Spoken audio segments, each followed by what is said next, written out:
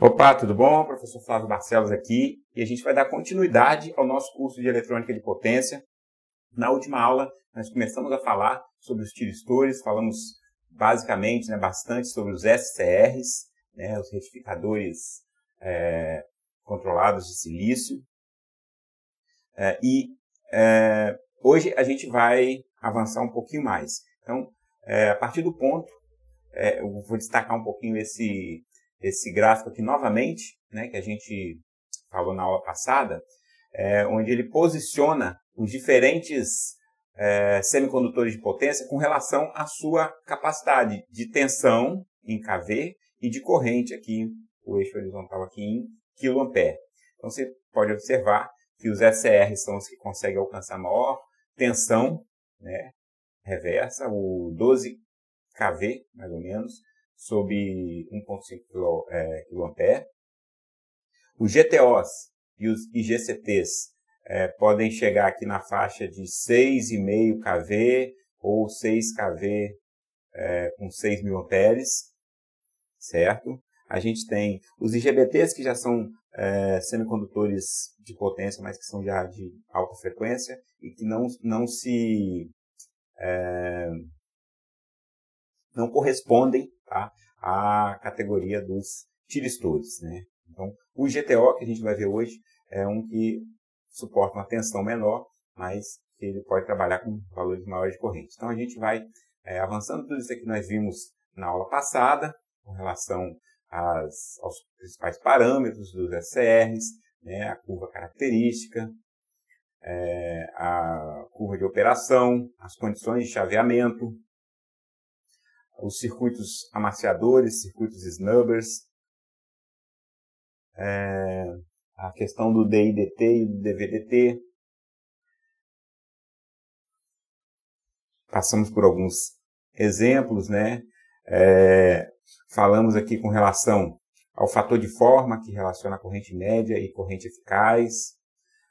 Apresentamos alguns exemplos, alguns datasheets, alguns catálogos de especificação de SCRs.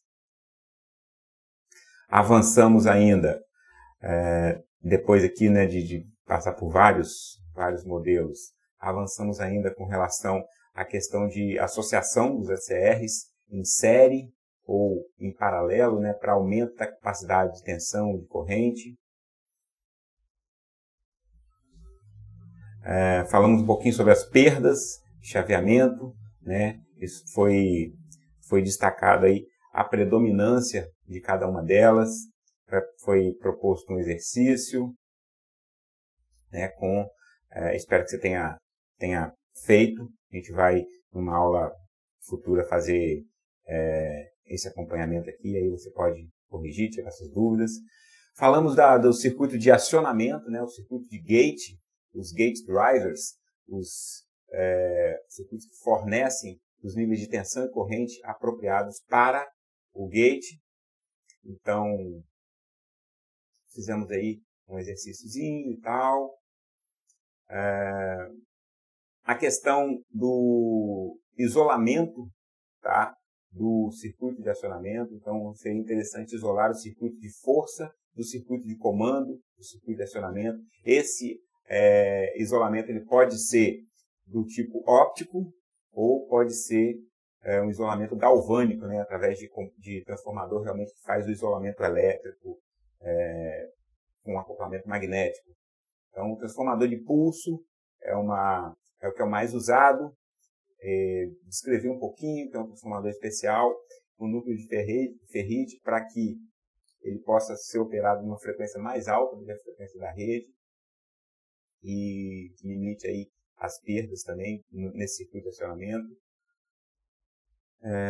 permitindo pulsos de microsegundos. Acoplamento, falei um pouquinho de acoplamento óptico, comentamos sobre os dois tipos aí. Então a gente tem o transformador de pulso com isolamento galvânico, isolamento elétrico através de um acoplamento magnético, que é o transformador, e aqui o acoplamento óptico, certo? Que é simplesmente um LED, um diodo emissor de luz, e um fotorreceptor. Esse transistor aqui ele entra em saturação quando ele recebe fótons, quando ele recebe luz.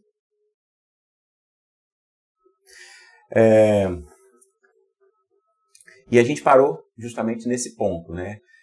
Com relação ao transistor de unijunção, tá? É um transistor que tem uma característica de ser utilizado bastante para circuito de acoplamento. Então, o JT, a principal aplicação dele, né, desse transistor, é fazer o acionamento de transformador de pulso. Então, vamos ver aqui. Ó. Possui um terminal denominado emissor, né, o terminal indicado como P, dois outros terminais denominados base, tá? Tipo N. Então, esse aqui é uma junção do tipo P e aqui é a junção dopada com substâncias N. A resistência entre as bases é constante, a relação entre elas caracteriza o transistor. Então, esse ganho do transistor é definido pela relação entre suas bases. RB1 mais RB2. Ok. Com relação ao funcionamento, né, principalmente o que a gente precisa identificar é o seguinte: quando a tensão VE, a tensão entre base 1 e o emissor, é ultrapassado o seu limiar, VP, a resistência da base 1 cai bruscamente.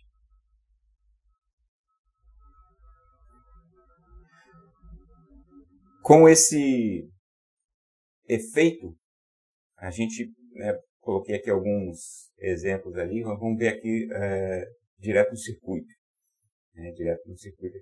Com esse efeito, com essa queda abrupta de resistência, a gente consegue um efeito de trem de pulsos. Então, aqui ó, a tensão do capacitor, aqui a tensão onde o JT entra em corte e aqui é a tensão onde ele satura. Então, a tensão do capacitor ela vai subindo, tensão aqui, e quando ela chega em um determinado limiar, essa resistência cai bastante, né? Essa resistência aqui ó, cai bastante, ela só fica limitada pelo R2. E aí, então, o capacitor se descarrega. Isso faz com que essa descarga abrupta do capacitor aqui faz com que apareça um pulso aqui em cima dessa tensão, porque eu tenho uma corrente elevada aqui, então vai ter um aumento de tensão, essa corrente ela vai diminuindo, então a tensão volta a diminuir, segundo esse comportamento. Como eu tenho uma tensão constante aqui, ó, VBB, tensão DC constante, a tensão aqui em cima do nosso JT, ela vai ser complementar à tensão que aparece aqui no resistor.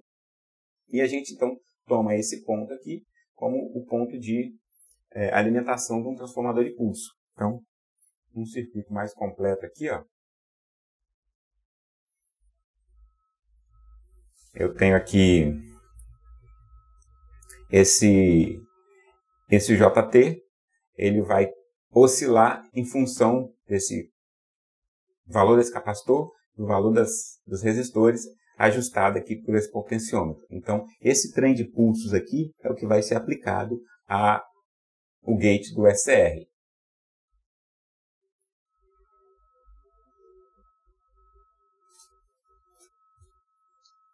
Nesse caso aqui, eu não estou aplicando diretamente, porque observa que quando eu uso essa configuração, eu já posso acionar o meu SR, né? Só que eu não estou com o isolamento galvânico aí no transformador. Agora, se eu ligar essa saída aqui a um transformador de pulso, como está nessa figura aqui, eu posso ter então aqui esse transformador sendo chaveado, e aí o secundário dele vai refletir o chaveamento que eu quis, e aí sim eu ligo o catodo para o gate no meu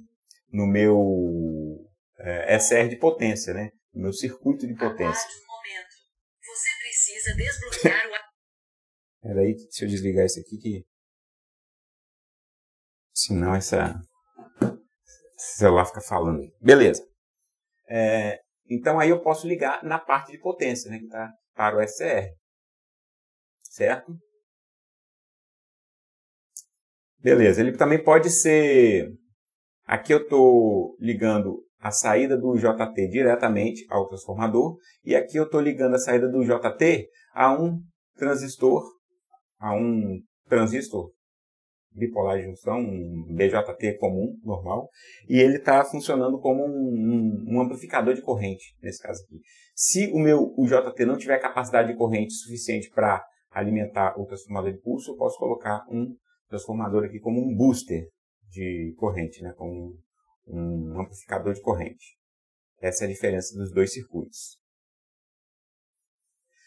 Bom, quando a gente tem necessidade de utilizar os SCRs em série, como a gente viu na aula passada, para ter uma capacidade maior de tensão, né, cada um desses SCRs ele tem um limite de tensão definido pelo datasheet dele. Vamos pegar aquele, só como referência, né, como exemplo, aquele nosso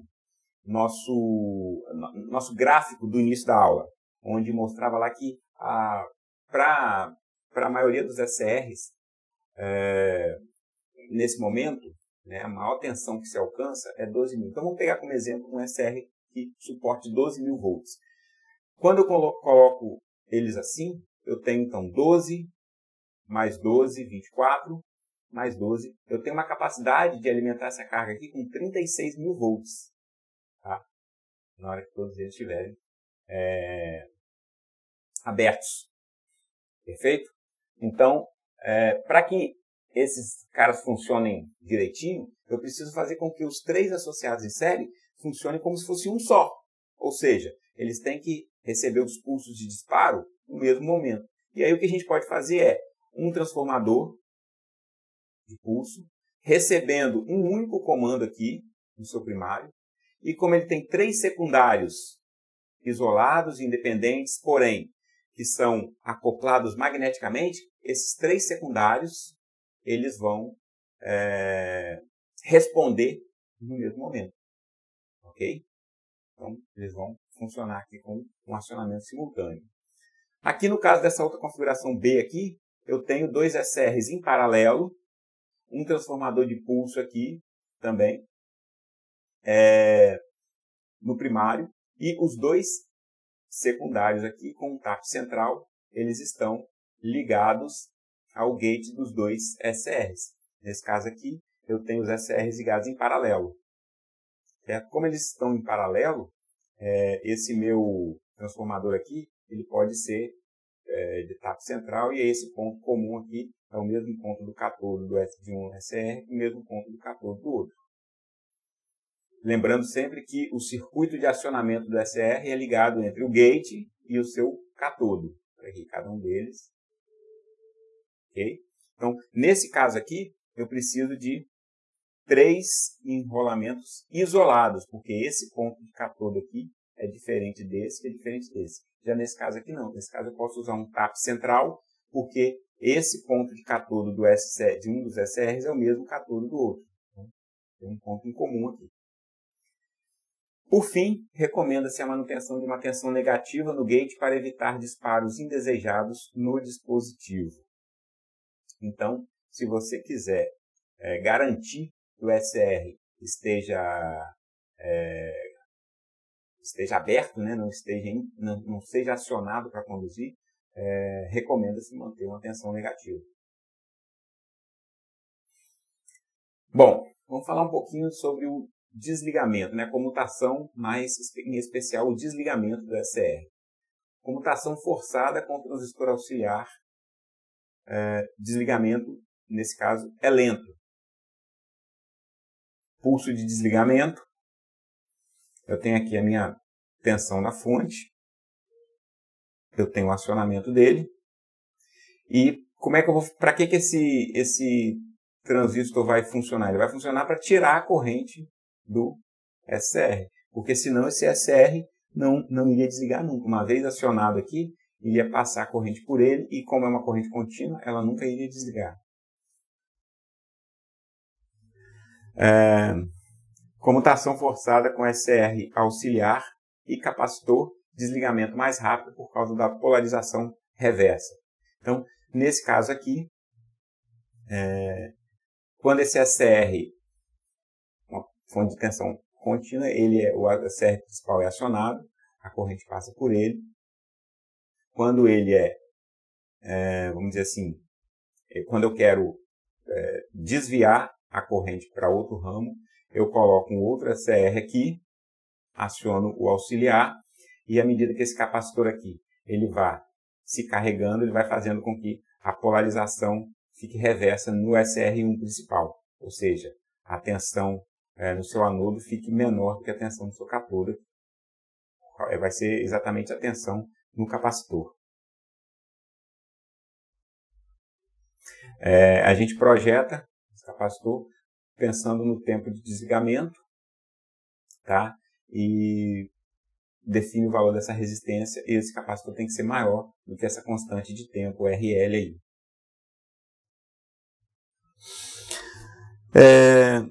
Com relação a outros semicondutores que usam ainda o princípio de funcionamento do tiristor, posso citar o DIAC. Tá? O DIAC ele é como se fosse dois diodos ligados em contraposição. Contraposição é porque eles estão em polarização contrária, então o anodo de um é ligado no cátodo do outro, e eles estão em paralelo também, então eles são chamados também de antiparalelo. Só é disparado quando a tensão em seus terminais ultrapassa o limiar, positivo ou negativo. Então, quando ela for maior do que a tensão VBO, que vai ser em torno de 0,8, 1 volt, 1 alguma coisa, uma tensão baixinha, acima disso aí ele é disparado. A corrente pode circular em ambos os sentidos. Quando ocorre o disparo, a tensão entre os terminais cai para um valor pequeno, sendo a corrente limitada pelo circuito externo. Então eu tenho aqui uma tensão VBO, tenho a tensão VBO negativa para o diodo de antiparalelo, tenho a tensão de polarização direta, VF, e o VF aqui também negativo. A corrente 10 mA, corrente para manutenção, para esse diodo se manter ligado. Aqui alguns exemplos de datasheet. Esse aqui tem um VBO de 32 volts a 40 volts e um VF, né, uma polarização direta. Cadê? Vamos ver aqui. 28, 32, 36...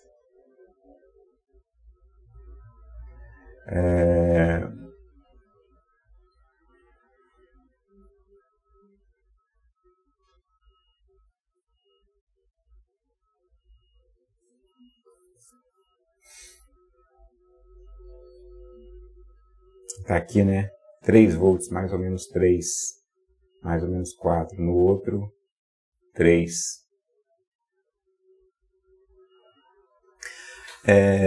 O TRIAC, que aparece na foto aí, desempenha a função de dois SCRs conectados em antiparalelo.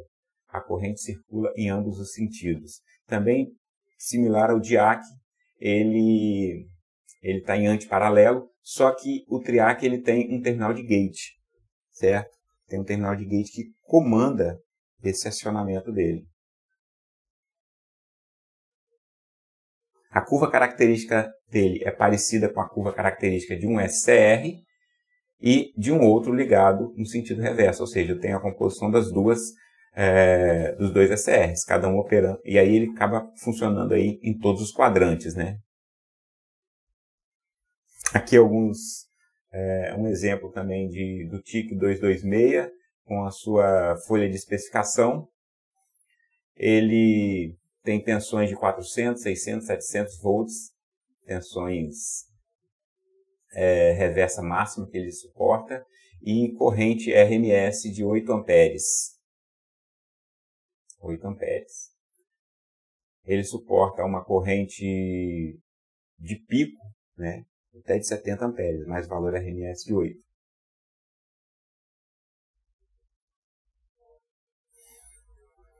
Esse outro aqui, ó, BTA40, BT41, 40 amperes, 600 a 800 volts, e a corrente de gate de 50 miliamperes. E aí a principal aplicação do nosso TRIAC e do nosso DIAC, que é um conversor CA-CA. Então veja bem, a partir de uma tensão AC aqui de 120 volts, tá? Uma carga que está especificada aqui de até 1500 watts, então dá para calcular o valor resistivo dela, o valor em ohms. Eu tenho esse circuito de acionamento, que é um resistor de polarização de 3.3, em série com um potenciômetro de 200K e um capacitor de 0,1 microfarad. Esse circuito de polarização ele vai excitar esse DIAC, e esse DIAC vai disparar o nosso TRIAC aqui em um determinado ângulo de fase definido pelo ajuste desse resistor.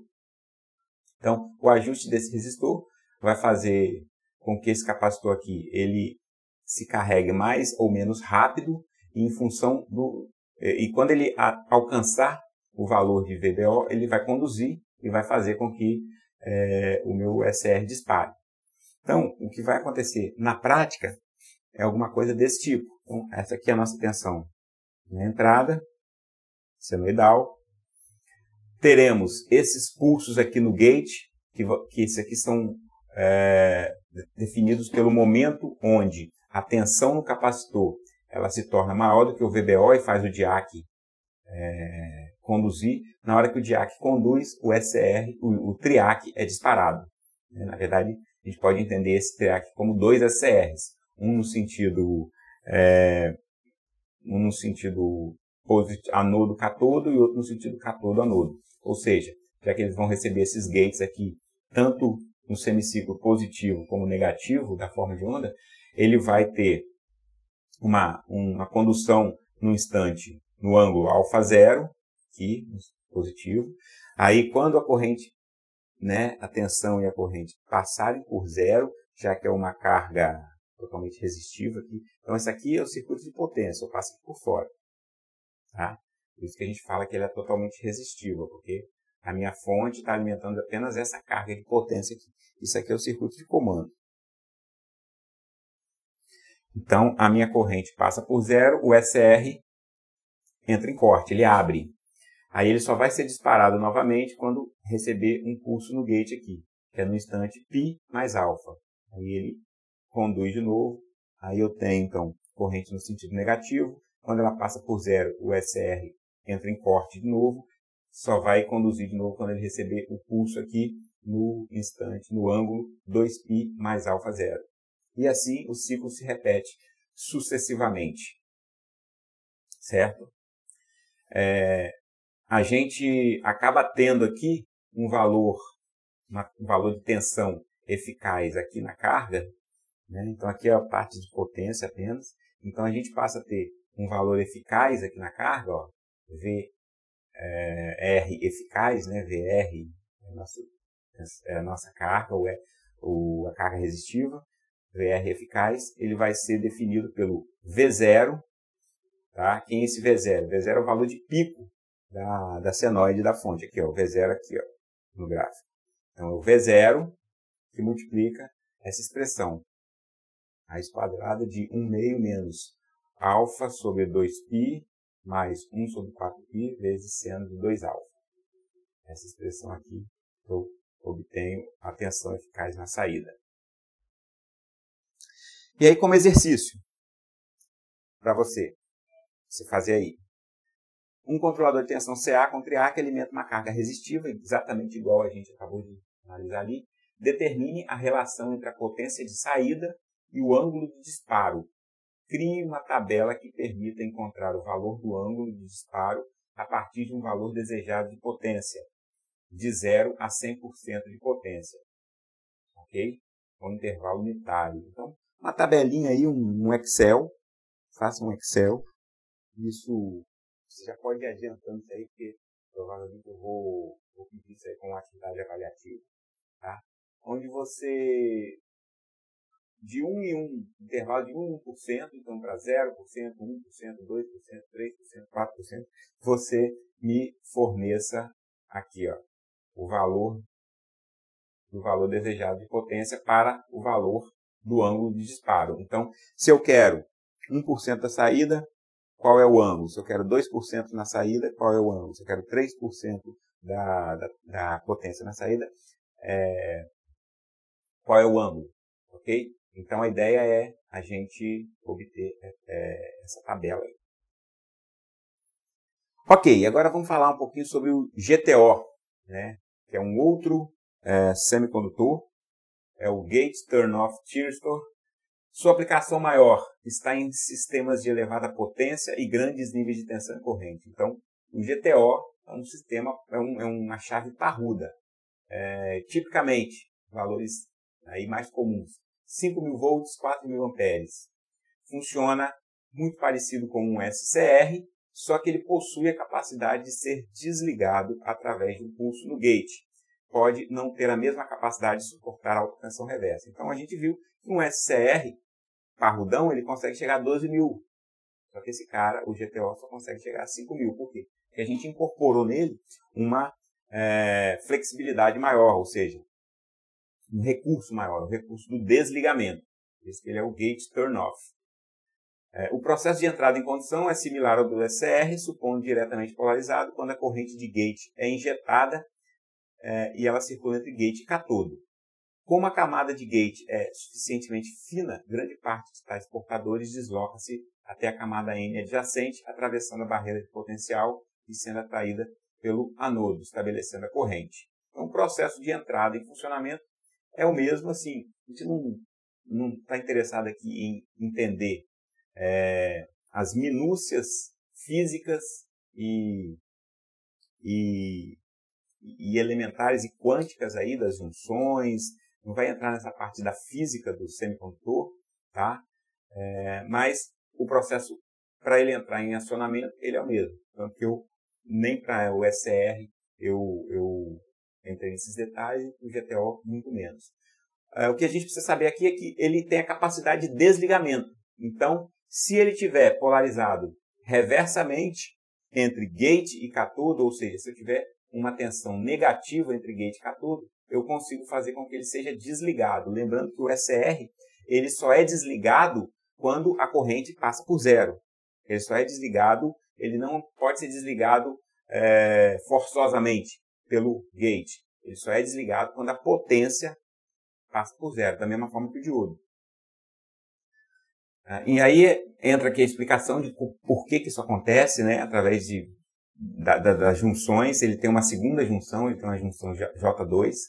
E aí, será que o mesmo efeito não aconteceria no SCR? Essa pergunta aí vai ficar uma pergunta em aberto, a gente não vai entrar nesse mérito, como eu falei. Apesar de que tem essa explicação aí, seria possível, tá, ter o mesmo comportamento no SCR, mas as diferenças construtivas do componente fazem com que ele não seja adaptado e apropriado para isso daí. Então, vamos passar também rapidamente sobre essa questão do desligamento. Aqui, esse slide apresenta uma comparação entre o SCR e o GTO, seria interessante. Mesmos valores nominais de corrente. Então, um SCR de 1.600 volts e um GTO também, da mesma tensão reversa, e com capacidade de corrente de 350 amperes, ambos. A tensão on state, né, a tensão VT on, quando ele está ligado, no SCR é 1.5 volt e no GTO é 3.4, mais que o dobro. O tempo, turn on time, ou seja, o tempo para ligar e a corrente de gate são respectivamente 2 microsegundos e 200 miliamperes no SCR e 8 microsegundos, bem mais lento, né, 4 vezes mais lento, e 2 amperes. Então, para ligar um GTO, eu preciso de muita corrente. Muita corrente. E o turn-off time, o tempo de desligamento, no SR é 15 microsegundos e no GTO é 150 microsegundos. Ou seja, ele, por ser lento para ligar e lento para desligar, ele apresenta também perdas de chaveamento muito mais significativas do que propriamente o SCR. Como consequência disso aí, a gente tem essas formas de ondas típicas, tá, apresentadas aqui. Então, esse traço mais grosso aqui é a minha corrente de gate. Então, se eu estiver aplicando essa corrente de gate aqui, positiva, a minha tensão gate catodo é esse traçozinho mais fino aqui. Então, na hora que o SR é acionado positivamente, ele tem um pequeno surto de corrente, a corrente ultrapassa seu valor nominal aqui, e quando ele é desligado, ou seja, eu aplico um pico negativo na tensão, essa corrente também ela vem e tem um sobressinal aqui bem mais significativo ainda. É o que a gente chama de efeito avalanche. Essa tensão negativa no circuito de comando, ela é necessária para fazer ele desligar e depois ele se estabelece num valorzinho menor aqui. Mas então ele tem esse pico de tensão negativa aqui para forçar esse desligamento. Comentários. Ao contrário do SR, é interessante manter uma corrente positiva no gate mesmo após a entrada em condição. Então lembra que no SR a gente aplicava pulsos e esses pulsos, eles, uma vez que ele ligava o SR, ele poderia ser retirado, certo? Uma coisa que faltou comentar, antes de finalizar esse slide aqui, que a gente já está caminhando para o final da aula, uma coisa que faltou comentar com relação aos pulsos de acionamento do SR. Quando a gente está numa aula presencial, é interessante que a dúvida surge, né? E uma dúvida muito comum que surge é por que a gente aciona o SR com um trem de pulsos? Por que todos esses pulsos aí? Isso aqui vai ser aplicado ao gate do SR. Um pulsozinho aqui, outro pulsozinho aqui, outro pulsozinho aqui. Esse trem de pulsos, ele é pelo seguinte, eu só preciso de um pequeno, realmente um pulso de curta duração para ligar o SR. Só que eu preciso que a corrente, através do SCR, ela cresça, lembra, ela tem que chegar no nível de IH, e hold, uma corrente de manutenção. Se essa corrente não tiver tempo de subir durante esse pequeno intervalo de tempo aqui, eu aplico um segundo pulso. Mas ele tem que vir logo em seguida. Tem que ser bem rápido. Por isso que esses pulsos aqui, eles são em alta frequência. Os pulsos acontecem em alta frequência. Tá? Então é para garantir que o SCR vai ser ligado. Porque o circuito de potência, né, o circuito de potência aqui, ó, ele precisa crescer a corrente suficientemente para que eu possa te retirar o pulso de disparo. Mas, outra pergunta. Então, já que você precisa garantir que ele vai entrar em condução, por que você não dá um pulso e mantém a corrente ali? Porque manter a corrente circulando pelo gate é um desperdício de energia. Então, eu fazer um chaveamento dando pulsos é muito mais econômico do ponto de vista de energia do que dar uma onda quadrada e manter a alimentação ali com tensão e corrente. Lembra que tensão e corrente simultaneamente é uma potência. E no caso do acionamento seria uma potência desperdiçada, seria um aumento nas perdas, tá, do conjunto como um todo. Então, feito esse esclarecimento aí, a gente volta lá para finalizar os comentários aqui sobre o nosso GTO. Então, é interessante manter uma corrente positiva mesmo. Já no GTO não posso me dar o luxo de economizar energia e dar só um pulsozinho. Eu preciso manter uma corrente para que ele continue conduzindo. Para o desligamento, o ganho de corrente é da ordem de 5 a 10. Isso significa que, para GTOs que lidam com correntes elevadas, o circuito de desligamento pelo gate deverá suportar correntes altas. Isso é uma tremenda desvantagem. Para evitar o disparo do GTO por efeito DVDT, uma tensão reversa de gate de porta pode ser mantida durante o intervalo de bloqueio do dispositivo. A limitação por DI/DT é menos crítica para o GTO do que para o SCR. E aí, só por falar em vantagens e desvantagens, a gente viu aqui na tabela comparativa que o GTO ele perde em todos esses aspectos aqui para o SCR. Né? Ele tem mais perdas no estado ligado, porque a tensão VT1 dele é maior. Ele tem mais perdas por chaveamento, porque ele é mais lento tanto para ligar como para desligar. E ele tem mais perdas de acionamento, porque a corrente de gate aqui é maior do que a corrente de gate para acionar um SCR.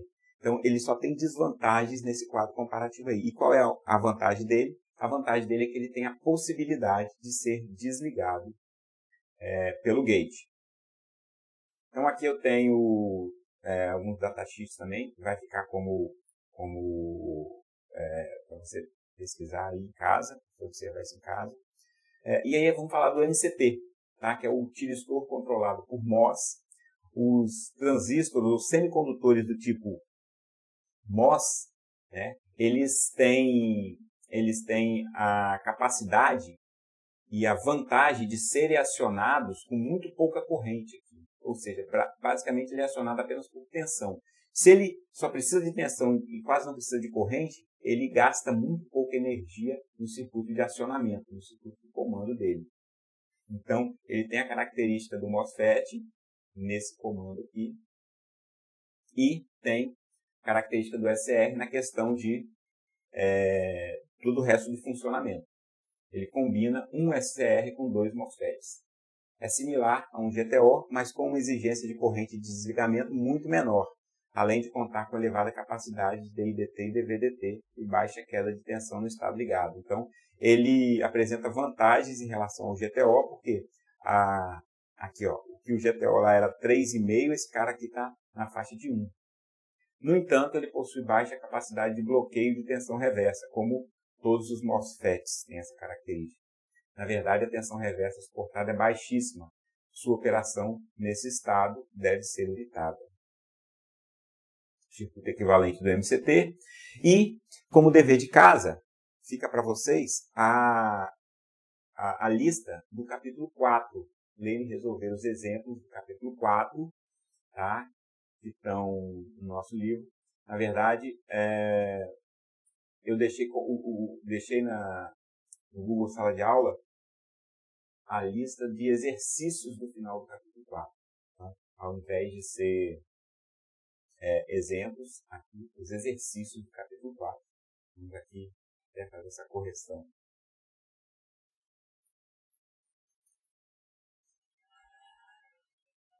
Acho que vale a pena botar exemplos para você, né, se basear e resolver os exercícios do capítulo 4. Beleza. E outro dever de casa é você simular o circuito conversor CA-CA que a gente viu aí na aula de hoje. Então você volta lá, esses slides também estão no Google Sala de Aula. Você volta lá na configuração do conversor CA-CA, já tem os valores ali e você pode simulá-lo nos simuladores online que eu indiquei, né, que são o Circuit Labs e o Multisim Online. Então, faça essa simulação aí. E aqui, na hora que você estiver simulando, você vai variar a carga R, colocar vários valores de carga R, observar o que acontece, e em determinado momento também você vai colocar um indutor e observar o resultado. Beleza? Então, a aula de hoje fica por aqui. Próxima aula, a gente vai fazer alguns exemplos, alguns exercícios relacionados à parte de SCR e vamos ver essa simulação aqui também. Mas antes disso, é importante que você tem que fazer, que você faça, para que nos nossos encontros, quando a gente vai fazer um encontro, uma live, né, um encontro ao vivo aí, você possa ter dúvida, ter um acervo de perguntas aí e ter passado pela experiência de já ter pelo menos tentado fazer, ou se foi tranquilo, se fluiu tudo certinho, também a gente consegue aprofundar melhor as discussões a partir desse ponto, beleza? Então, vamos ficar por aqui. Um grande abraço, até a próxima aula. Tchau!